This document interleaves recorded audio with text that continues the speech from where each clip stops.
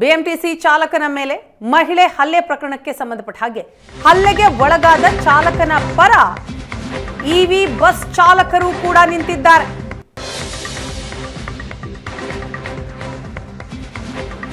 BMTC ಚಾಲಕನ ಮೇಲೆ ಮಹಿಳೆ ಹಲ್ಲೆ ಪ್ರಕರಣ. ಈ ಪ್ರಕರಣಕ್ಕೆ ಸಂಬಂಧಪಟ್ಟ ಹಾಗೆ ಈಗ ಪೀಣ್ಯ ಡಿಪೋದಲ್ಲಿ ಇವಿ ಬಸ್ಗಳನ್ನ ನಿಲ್ಲಿಸಿ ಚಾಲಕರು ಪ್ರತಿಭಟನೆಯನ್ನ ಮಾಡ್ತಾ ಇದ್ದಾರೆ. ಹಲ್ಲೆ ಮಾಡಿದ ಮಹಿಳೆಯ ವಿರುದ್ಧ ಕ್ರಮ ಆಗಲೇಬೇಕು ಅಂತ ಆಗ್ರಹಿಸ್ತಾ ಇದ್ದಾರೆ.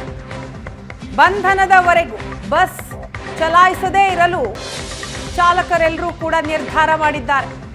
ಇವಿ ಬಸ್ಗಳನ್ನ ಡಿಪೋದಲ್ಲೇ ನಿಲ್ಲಿಸಿಕೊಂಡಿದ್ದಾರೆ ಚಾಲಕರು. ಸೇವೆಯಲ್ಲಿರುವ 120 ಬಸ್ಗಳನ್ನ ರಸ್ತೆಗೆ ಇಳಿಸಬಾರದು ಅಂತ ನಿರ್ಧಾರಕ್ಕೆ ಬಂದಿದ್ದಾರೆ. 1 ಗಂಟೆಯ ಒಳಗೆ ಇವಿ ಬಸ್ ರಸ್ತೆಗೆ ಇಳಿಸಲು ಅಧಿಕಾರಿಗಳು ಸೂಚನೆ ಕೊಟ್ಟಿದ್ದಾರೆ. ಡೀಸೆಲ್ ಬಸ್ ರಸ್ತೆಗಿಳಿಸ್ತೇವೆ ಅಂತಂದ್ರು ಚಾಲಕರು ಮಾತ್ರ ಜಗ್ತಾ ಇಲ್ಲ, ತಮ್ಮ ಹಠಕ್ಕೆ ಬಿದ್ದಿದ್ದಾರೆ. ಆ ಮಹಿಳೆಯ ವಿರುದ್ಧ ಕ್ರಮ ಆಗಲೇಬೇಕು ಅಂತ ಪಟ್ಟು ಹಿಡಿದಿದ್ದಾರೆ, ಪ್ರತಿಭಟನೆಯನ್ನ ಮುಂದುವರಿಸಿದ್ದಾರೆ.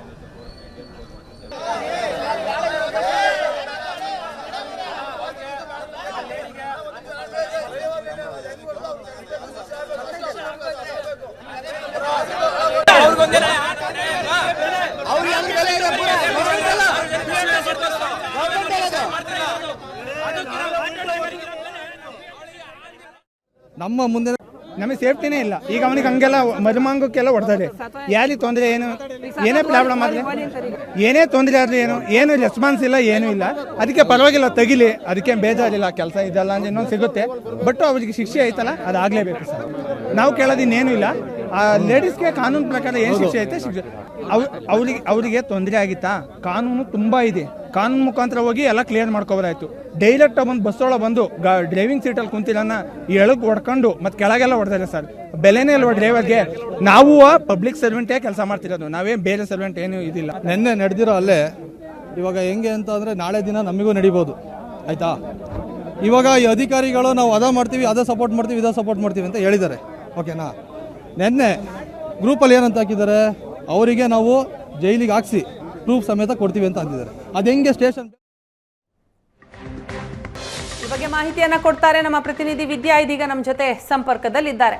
ವಿದ್ಯಾ, ಏನಾಗಿತ್ತು ಎಕ್ಸಾಕ್ಟ್ ಆಗಿ ಬಸ್ಸಲ್ಲಿ ಆಗಿದ್ದೇನು? ಯಾಕೆ ಆ ರೀತಿ ಬಸ್ ಡ್ರೈವರ್ ಅನ್ನ ಥಳಿಸಿದ್ದು ಆ ಮಹಿಳೆ ಮತ್ತೆ ಆ ವ್ಯಕ್ತಿ ಸೇರ್ಕೊಂಡು? ಜೊತೆಗೆ ಇವತ್ತಾಗ್ತಾ ಇರುವಂತಹ ಪ್ರತಿಭಟನೆ ಏನ್ ಹೇಳ್ತಾ ಇದ್ದಾರೆ ಎಲ್ಲರೂ ಸೇರಿ, ಚಾಲಕರು, ನಿರ್ವಾಹಕರೆಲ್ಲ? ವೀಣಾ, ನಿನ್ನೆ ಮಧ್ಯಾಹ್ನ 2:45 3 ಸಮಯದಲ್ಲಿ ಸುಮ್ನಹಳ್ಳಿ ಬ್ರಿಡ್ಜ್ ಬಳಿ ಈ ಘಟನೆ ನಡೆದಿರುವಂತಹದ್ದು. ಸೊ ಇವಿ ಬಸ್ ಏನಿದೆ ಅಂದ್ರೆ ಬಿಎಂಟಿಸಿಯ ಎಲೆಕ್ಟ್ರಿಕ್ ಬಸ್ ಏನಿದೆ, ಇದು ಕೆಆರ್ ಮಾರ್ಕೆಟ್ ಮತ್ತೆ ಜಾಲಹಳ್ಳಿಯ ನಡುವೆ ಓಡಾಟವನ್ನು ನಡೆಸ್ತಾ ಇರುವಂತಹ ಬಸ್ ಇದು. ನಿನ್ನೆ ಮಧ್ಯಾಹ್ನ ಇದು ಜಾಲಹಳ್ಳಿಯಿಂದ ಕೆಆರ್ ಮಾರ್ಕೆಟ್ಗೆ ಹೋಗುವಂತಹ ಸಂದರ್ಭದಲ್ಲಿ ಸುಮ್ನಹಳ್ಳಿಯ ಬ್ರಿಡ್ಜ್ ಬಳಿ ಒಂದು ವೆಹಿಕಲ್ಗೆ ಇದು ಟಚ್ ಆಗಿದೆ. ಬೈಕ್ನಲ್ಲಿ ಮಹಿಳೆ ಇರ್ತಾರೆ, ಆ ಮಹಿಳೆಗೆ ಟಚ್ ಅನ್ನ ಮಾಡಿದ್ದಾರೆ. ಟಚ್ ಮಾಡಿದ ತಕ್ಷಣ ಆ ಗಾಡಿ ಕೆಳಗಡೆ ಬಿದ್ದಿದೆ. ಈ ಸಮಯದಲ್ಲಿ ಮಹಿಳೆ ಏಕಾಏಕಿ ಬಸ್ ಒಳಗಡೆ ನುಗ್ಗಿ ಡ್ರೈವರ್ ಮೇಲೆ ಹಲ್ಲೆ ಮಾಡಿದ್ದಾರೆ. ಸೊ ಈ ಸಮಯದಲ್ಲಿ ಸಾಕಷ್ಟು ಬಾರಿ ಹಲ್ಲೆ ಮಾಡಿರುವಂಥದ್ದು, ಡ್ರೈವರ್ಗೂ ಕೂಡ ಸಾಕಷ್ಟು ಏಟುಗಳಾಗಿದೆ. ಈ ಕಾರಣಕ್ಕಾಗಿ ಏನು ನಾವು ತಪ್ಪು ಮಾಡಿದಾಗ ಯಾವ ರೀತಿಯಾಗಿ ಬಿಎಂಟಿಸಿ ಸಂಸ್ಥೆ ಕ್ರಮವನ್ನ ತೆಗೆದುಕೊಳ್ಳುತ್ತೆ ಡ್ರೈವರ್ಗಳ ಮೇಲೆ, ಅದೇ ರೀತಿಯಾಗಿ ಮಹಿಳೆಯ ಮೇಲೂ ಕೂಡ ಕ್ರಮವನ್ನ ತೆಗೆದುಕೊಳ್ಬೇಕು ಅಂತ ಹೇಳಿ ಆಗ್ರಹಿಸಿ ಇವತ್ತು ಪ್ರತಿಭಟನೆಯನ್ನ ಮಾಡ್ತಾ ಇರುವಂತದ್ದು. ಪೀಣ್ಯದ ಡಿಪೋ ನಂಬರ್ 22ರ ಮುಂಭಾಗದಲ್ಲಿ ಸಾಕಷ್ಟು ಇವಿ ಬಸ್ ಡ್ರೈವರ್ಗಳು ಪ್ರತಿಭಟನೆಯನ್ನ ಮಾಡ್ತಾ ಇದ್ದಾರೆ. ಮಧ್ಯಾಹ್ನದಿಂದಲೂ ಕೂಡ ಬಸ್ಗಳನ್ನ ಹೊರಗಡೆ ತೆಗೆದ ಪ್ರತಿಭಟನೆಯನ್ನ ಮಾಡ್ತಾ ಇರುವಂತದ್ದು. ನಿಮಗೆ ಏನು ಪೀಣ್ಯ 22 ಡಿಪೋ ಏನಿದೆ, ಈ ಡಿಪೋದಿಂದ ಸಾಕಷ್ಟು ಕಡೆ ಯಲಹಂಕ ಇರಬಹುದು, ಮೆಜೆಸ್ಟಿಕ್ ನ ಈ ಭಾಗಕ್ಕೆ ಅಂದ್ರೆ ಅರ್ಧ ಭಾಗಕ್ಕೆ ಬಸ್ಗಳು ಇದೇ ಡಿಪೋದಿಂದ ಹೊರಡಬೇಕು. ಆದ್ರೆ ಮಧ್ಯಾಹ್ನದಿಂದಲೂ ಕೂಡ ಒಂದು ಬಸ್ ಅನ್ನ ಹೊರಗಡೆ ತೆಗೆದೆ 120 ಬಸ್ಗಳನ್ನ ಕೂಡ ಡಿಪೋ ಒಳಭಾಗದಲ್ಲೇ ನಿಲ್ಲಿಸಿ ಪ್ರತಿಭಟನೆಗೆ ಈಗ ಆಲ್ರೆಡಿ ಡ್ರೈವರ್ಗಳು ಮುಂದಾಗಿದ್ದಾರೆ.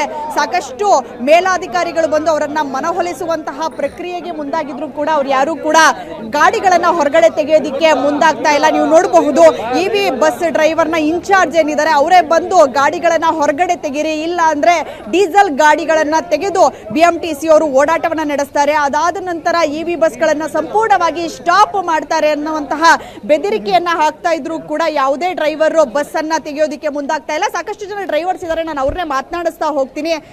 ಸರ್, ಮಧ್ಯಾಹ್ನದಿಂದ ನೀವು ವಾಹನವನ್ನ ತೆಗಿತಾ ಇಲ್ಲ, ನಿಮಗೇನಾದ್ರೂ ನ್ಯಾಯ ಸಿಗ್ಲಿಲ್ಲ ಅಂತ ಹೇಳಿದ್ರೆ ಮುಂದಿನ ಎಷ್ಟು ದಿನಗಳ ಕಾಲ ನೀವು ಗಾಡಿಯನ್ನ ಇದೇ ರೀತಿ ನಿಲ್ಸಿರ್ತೀರಾ ಡಿಪೋದಲ್ಲಿ? ಆ ಮಹಿಳೆಗೆ ಶಿಕ್ಷೆ ಯಾವ ರೀತಿ ಕೊಡ್ತಾರೋ ನಮ್ಗೆ ಕಾನೂನು ರೀತಿಲಿ ಗೊತ್ತಿಲ್ಲ. ನಮ್ಮ ತಿಳಿದ ಮಟ್ಟಿಗೆ ಆ ಮಹಿಳೆನ ಹೆಂಗೆ ಬಿಟ್ಟರು, ಯಾವ ಆಧಾರದ ಮೇಲೆ ಬಿಟ್ಟವ್ರು ಆಚೆಗೆ, ಆ ಡ್ರೈವರ್ ಸ್ಥಿತಿ ಏನಾಗಿದೆ, ಇವ್ರ ಒಳಗಡೆ ಏನೇನು ಮಾಡ್ಕೊಂಡ್ರೋ ನಮ್ಗೆ ಗೊತ್ತಿಲ್ಲ. ಅದು ಏನು ಹೇಳ್ತಿದ್ದಾರೆ ಈಗ ಮೇಲಾಧಿಕಾರಿಗಳಿರಬಹುದು, BMTC ಅವರು ಇರಬಹುದು, ಏನು ಹೇಳ್ತಿದ್ದಾರೆ ನಿಮಗೆ? First of all BMTC driver ಅಂದಮೇಲೆ ನಮಗೆ ಆದ ಕೆಲವು ರೂಲ್ಸ್ ಆ್ಯಂಡ್ ರೆಗ್ಯುಲೇಷನ್ಸ್ ಇರುತ್ತೆ. ಒಂದು ಬಸ್ಸಲ್ಲಿ ಡ್ರೈವರ್ ಸೀಟಲ್ಲಿ ಕುತ್ಕೊಂಡ್ಮೇಲೆ ಹಿಂದೆ ಇರೋ ಪ್ಯಾಸೆಂಜರ್ಸ್ ಎಲ್ಲ ನಮ್ಮ ಜವಾಬ್ದಾರಿ. ಅದೇ ಥರ ಪಬ್ಲಿಕ್ಕಿಗೂ ಹೇಳೋದು ಒಂದೇ, ಆ ಪ್ಯಾಸೆಂಜರ್ಸ್ ಯಾರ್ಯಾರು ಇರ್ತಾರೋ ಅವ್ರ ಜವಾಬ್ದಾರಿ, ಡ್ರೈವರು ಸಹ ಅವ್ರ ಜವಾಬ್ದಾರಿ. ಅರ್ಥ ಆಯ್ತಾ ನಾನು ಹೇಳಿದ ಪಾಯಿಂಟ್ ನಂಬರ್ 1. ಇನ್ನೊಂದು, ದಾರಿಯಲ್ಲಿ ನೂರಾರು ಕಷ್ಟಗಳಿವೆ. ಒಂದು, ತುಂಬ ದಿನದಿಂದ ಡ್ರೈವರ್ಗಳು ಫೇಸ್ ಮಾಡ್ತಾನೇ ಇದ್ದಾರೆ. ಇನ್ನೊಂದು, ಹೆಣ್ಮಕ್ಳಿಗೆ ಏನಂದರೆ ಸ್ವಲ್ಪ ಫ್ರೀ ಮಾಡ್ದಾಗಿಂದ ಈ ಆಟೋ ಡ್ರೈವರ್ಗಳು ಗುರಾಯಿಸ್ತಾರೆ. ಯಾಕೆ, ಈಗ ನಾವು ಸ್ಟಾಪಲ್ಲ ಹೋಗ್ತೀವಿ, ಅವ್ರು ಬಂದು ಹತ್ತುತ್ತಾರೆ ಬಸ್ನ. ಇವರು ಡೈರೆಕ್ಟ್ ಸರ್ಕಾರಕ್ಕೆ ಅನುಮತಿ ನೀಡದೆ ನಮ್ಮ ಮೇಲೆ ಆ ಕೋಪ, ಆ ಸೇಡನ್ನು ನಮ್ಮ ಮೇಲೆ ತೀರಿಸ್ಕೊತಾ ಇದ್ದಾರೆ. ಅದರಿಂದ ತುಂಬ ಕಷ್ಟ ಆಗ್ತಾಯಿದೆ ಡ್ರೈವಿಂಗ್ ಫೀಲ್ಡ್ಗೆ. ಇನ್ನೊಂದು, ದಾರಿಯಲ್ಲಿ ಹೋಗೋನ ಒಂದು ಮೇಡಮ್ 30ರಿಂದ 40 ಅಡಿ, ಸಾರ್ವಜನಿಕರಿಗೂ ಕೂಡ ಅದೇ ರೀತಿಯಾಗಿ ಕಷ್ಟ ಆಗ್ತಾ ಇದೆ. ಇದಕ್ಕೆ ಯಾರು ಹೊಣೆ ಅನ್ಸುತ್ತೆ? ಕೇಳಿಲಿ, 30ರಿಂದ 40 ಅಡಿ ಬಸ್ ಉದ್ದ ಇರೋದು. ನಾವು ಮನುಷ್ಯರೇ ಅಲ್ವಾ, ನಾವೇನು ದೇವ್ರಾ? ನಾವು ಅಲ್ಲಿಗೂ ಎಚ್ಚರಿಕೆಯಿಂದ ಬಸ್ ಓಡಿಸ್ತೀವಿ, ತುಂಬ ಎಚ್ಚರಿಕೆಯಿಂದ ಓಡಿಸ್ತೀವಿ. ಇನ್ನೂ ಎಷ್ಟು ಎಚ್ಚರಿಕೆಯಿಂದ ಓಡಿಸ್ಬೇಕು. ಈಗ ನೀವೇ ಹೋಗ್ತೀರಾ, ದಾರಿಯಲ್ಲಿ ಬೈಕೋ ಏನೋ ಒಂದು ಅಡ್ಡ ಬರುತ್ತೆ, ಅದಕ್ಕೆ ಏನು ಮಾಡ್ತೀರಾ?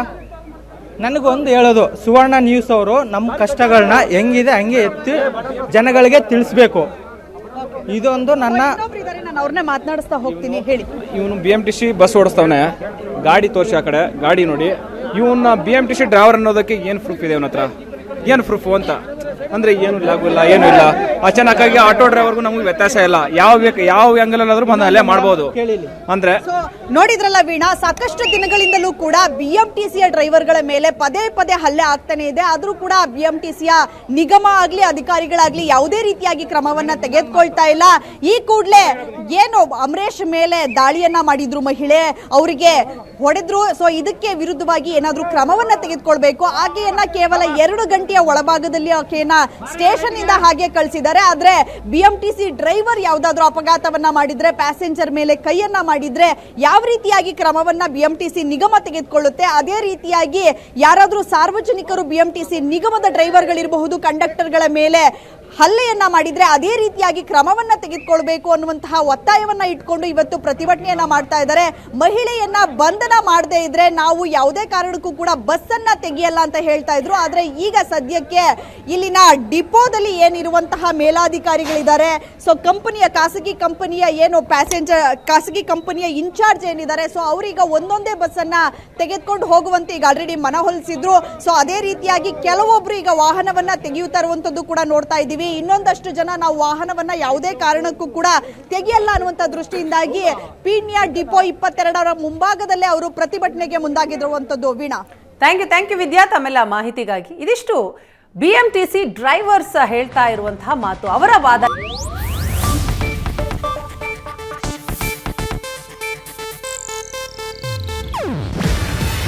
ಇದು ಏಷ್ಯಾನೆಟ್ ನ್ಯೂಸ್ ನೆಟ್ವರ್ಕ್ ಪ್ರಸ್ತುತಿ. ನೀವು ನೋಡ್ತಿದ್ದೀರಾ ಏಷ್ಯಾನೆಟ್ ಸುವರ್ಣ ನ್ಯೂಸ್.